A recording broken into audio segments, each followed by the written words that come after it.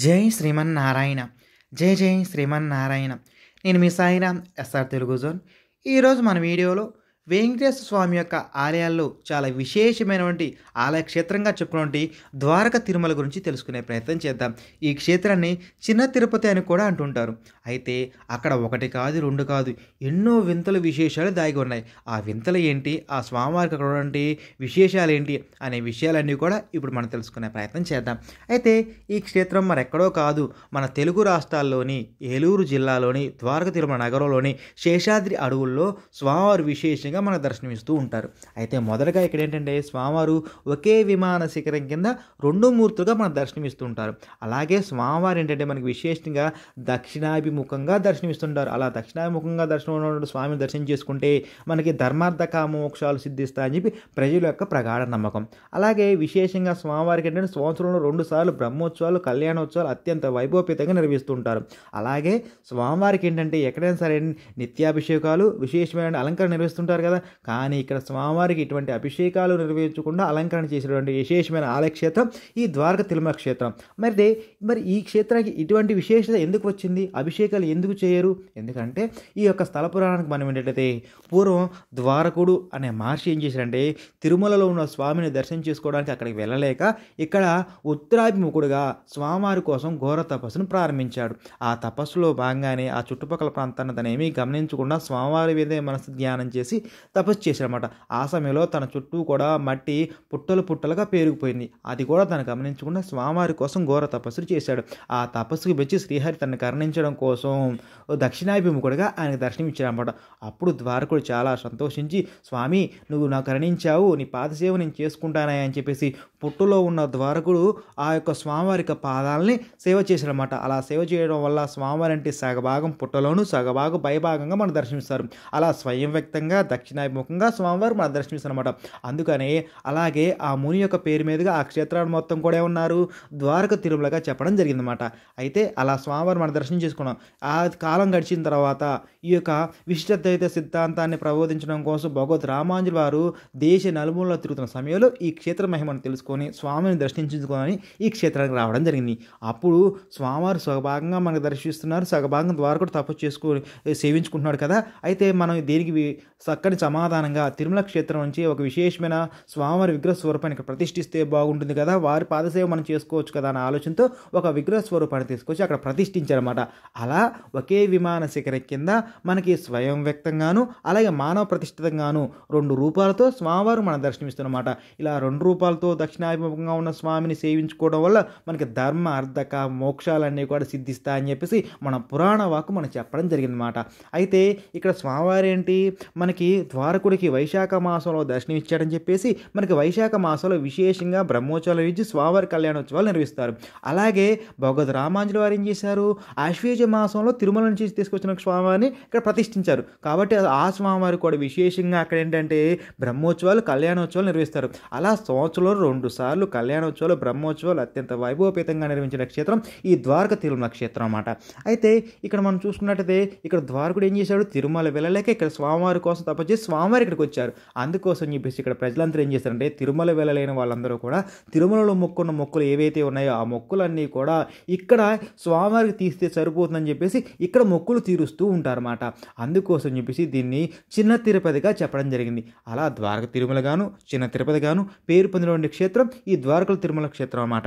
అయితే ఈ క్షేత్రంలో స్వామివారు ఏంటంటే మనకు దక్షిణాభిముఖంగా దర్శనమిస్తున్నారు కదా.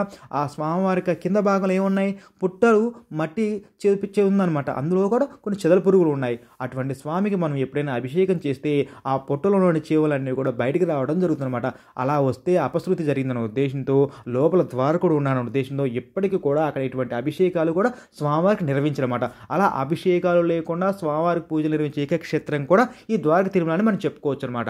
అలాగే స్వామివారి యొక్క బయట భాగంలో మనకి ఇరువైపులో కూడా ఆండాళ్ తల్లి, పద్మావతి అమ్మవారు మనకు దర్శనమిస్తూ ఉంటారు. అలా ఇద్దరు తన యొక్క దేవేరులతో స్వామివారు మన దర్శనం ఇస్తుంటారు. ఇటువంటి స్వామిని మనం దర్శనం చేసుకోవాలంటే సుమారుగా 108 మెట్లు మనం పైకి ఎక్కాలన్నమాట. ఆ ఎక్కే సమయంలో ముందుగా మనకంటే స్వామివారి యొక్క పాదుకలు మనం దర్శనమిస్తారన్నమాట. ఆ పాదుకలను దర్శనం చేసుకుంటూ గోవిందనామాలు చెప్పుకుంటూ 108 మెట్లు ఎక్కుతున్న సమయంలో ఇరుపక్కల కూడా స్వామివారి యొక్క దశావతారాలు మనకు దర్శనమిస్తాయి. అటువంటి దశావతారాలను దర్శనం చేసుకొని అమ్మవారిని దర్శనం చేసుకొని లోపల స్వామివారిని దర్శనం చేసుకొని ఒకసారిగా పరిక్రమ రూపంలో బయటకు వస్తుంటాం. ఇలా మనం స్వామివారికి దర్శనం చేసుకుంటాం. అయితే ఈ క్షేత్రాన్ని మొత్తాన్ని కూడా రక్షించుకోవడం కోసం క్షేత్రపాలకుడుగా బ్రహ్మరాంబ సమేత మల్లేశ్వరుడు ఆ కొండపై ప్రాంతంలో ఉన్నాడని చెప్పేసి ఇక్కడ మనకి స్థల పురాణం మనకు చెప్పడం జరిగింది. అంటే శివకేశవులకు ఎటువంటి భేదం లేదనే ఉద్దేశంతో ఆ కేశవుడే అక్కడ ఉంటూ ఆ క్షేత్రాన్ని కాపాడుతున్నాడని చెప్పేసి ఇక్కడ స్థల పురాణం మనకు చెప్పడం జరిగింది. అయితే ఈ క్షేత్రంలో మనకి ఏంటంటే నిత్యం కూడా భక్తులు అధిక సంఖ్యలో స్వామిని దర్శనం చేసుకుంటారు కాబట్టి వారికి ఎటువంటి ఇబ్బంది కలగకూడని ఉద్దేశంతో నిత్య అన్నదాన సత్రాన్ని కూడా వీళ్ళు నిర్వహించడం జరిగింది. అలాగే విశేషమైన కళ్యాణ కట్టలు కూడా వీళ్ళు నిర్వహిస్తున్నారు. అలాగే అక్కడ ఉన్నటువంటి గోవిందుడికి గోవులు అంటే చాలా ఇష్టం కదా, అందుకోసం అని చెప్పేసి ఆలయంలో ఒక విశేషమైన గోశాల నిర్వహించడం జరిగింది. అలాగే స్వామివారికి బ్రహ్మోత్సవాల సమయంలో కళ్యాణోత్సవ సమయంలో స్వామివారికి అంటే గజారోహణ సేవ చేస్తూ ఉంటారు. దానికోసం అని చెప్పేసి ఈ ఆలయంలోనే విశేషంగా గజశాలను కూడా నిర్వహించడం జరిగింది. అంటే అక్కడ మనం ఏనుగులు చూడవచ్చు, మంచి మంచి ఆవులు మనం దర్శనం చేసుకోవచ్చు అన్నమాట. ఇలా దర్శనం చేసుకుని స్వామిని మనం దర్శనం చేసుకోవచ్చు. అలాగే స్వామివారి దర్శనానికి ముందుగా మనకి ఏంటంటే స్వామివారి పుష్కరం మనకు కనిపిస్తుంది అన్నమాట. ఈ పుష్కరంలో స్నానం చేసి స్వామివారిని దర్శనం చేసుకొని ఈ గోశాలని గజశాలని అలాగే ఆ పరమేశ్వరుని అందరినీ కూడా మనం దర్శనం చేసుకోవచ్చు అనమాట. అలాగే కొండ కింద ప్రాంతంలో స్వామివారి ఒక భక్తురాలు ఏం చేసిందంటే వెంకటేశ్వర స్వామి యొక్క ఆలయాన్ని నిర్మించేసింది అనమాట. అయితే తన ఒడిశాలో ఉన్నటువంటి పూరి జగన్నాథ స్వామి భక్తురాలు కావడం చేత అక్కడ పూరి జగన్నాథ స్వామిని కూడా ప్రతిష్ఠించింది. అలా పూరి జగన్నాథుని మనం దర్శనం చేసుకోవచ్చు. అలాగే ఈ క్షేత్రాన్ని మొత్తం కూడా మనం ఇలా విశేషంగా దర్శనం చేసుకున్న తర్వాత ఈ గ్రామాన్ని రక్షించిన అమ్మవారు కుంకులమ్మ అమ్మవారు అనమాట. అటువంటి అమ్మవారు ఏం చేస్తారంటే ఈ భక్తులందరూ కూడా ఈ స్వామిని దర్శనం చేసుకుని తిరుగు ప్రయాణంలో ఈ అమ్మవారిని దర్శనం చేసుకుంటూ ఉంటారు. అలా విశేషంగా దర్శనం చేసుకున్న అమ్మవారు కుంకులమ్మ దేవాలయం అనమాట అమ్మవారు. అయితే ఇక్కడ స్వామివారికి ఏంటంటే విశేషంగా ఎన్నో ఆభరణాలు నిర్వహించడం కానీ కళ్యాణ కట్టలు నిర్వహించడం కానీ ఇక్కడ ఆలయ నిర్మాణం కానీ జరుగుతుందన్నమాట. అలా జరుగుతున్న సమయంలో స్వామివారికి విశేషంగా ఏంటంటే ఇక్కడ నూజివీడికి సంబంధించినటువంటి ఈ జమీందారులు ఎవరైతే ఉన్నారో ధర్మ అప్పారావు గారు చాలా విశేషమైన కట్టడాలను ఇక్కడ కట్టించడం జరిగింది. అలాగే స్వామివారికి అమ్మవారికి విశేషమైన ఆభరణాలు కావాలి కదా, ఆ ఆభరణాల కోసం రాణి చిన్నమ్మరావు గారు ఏం చేశారంటే చాలా విశేషమైన ఆభరణాలు వీరు స్వామివారికి సమర్పించడం జరిగింది అనమాట. అలాగే భక్తులు కూడా చాలా విశేషమైన ఆభరణాలు ఇక్కడ స్వామివారికి సమర్పిస్తూ ఉంటారు. అలాగే చాలా విశేషంగా ఏంటంటే ఇక్కడ స్వామివారికి ఉండే మెట్ల మీద ఏదైతే ఉన్నాయో ఆ మెట్ల మీద నిత్యం కూడా కళ్యాణాలు జరుగుతుంటాయి. నిత్య కళ్యాణం పచ్చతోరణం అన్న విధంగా ప్రతిరోజు కూడా ఆ గుడి మెట్ల మీద ఆ చుట్టుపక్కల ఉన్న ప్రజలందరూ కూడా కళ్యాణాలు చేసుకుంటూ ఉంటారు. అలా విశేషమైన క్షేత్రంగా ఈ మనం ద్వారక తిరుమల క్షేత్రం గురించి మనం చెప్పుకోవచ్చు. అటువంటి క్షేత్రం మరెక్కడో కాదు, మన తెలుగు రాష్ట్రాల్లోని ఏలూరు జిల్లాని ద్వారక తిరుమల నగరంలో శేషాద్రి కొండల మీద నెలకొలవే ఉందన్నమాట. అటువంటి స్వామిని మనందరం కూడా దర్శించుకొని స్వామివారికి కృపా కటాక్షాలు పొందే ప్రయత్నం చేద్దాం.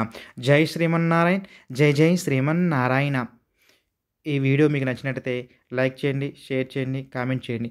అదేవిధంగా ఇటువంటి ఆసక్తికర విషయాలు తెలుసుకోవాలంటే మా ఛానల్ని సబ్స్క్రైబ్ చేసుకోండి. జై శ్రీమన్నారాయణ, జై జై శ్రీమన్నారాయణ.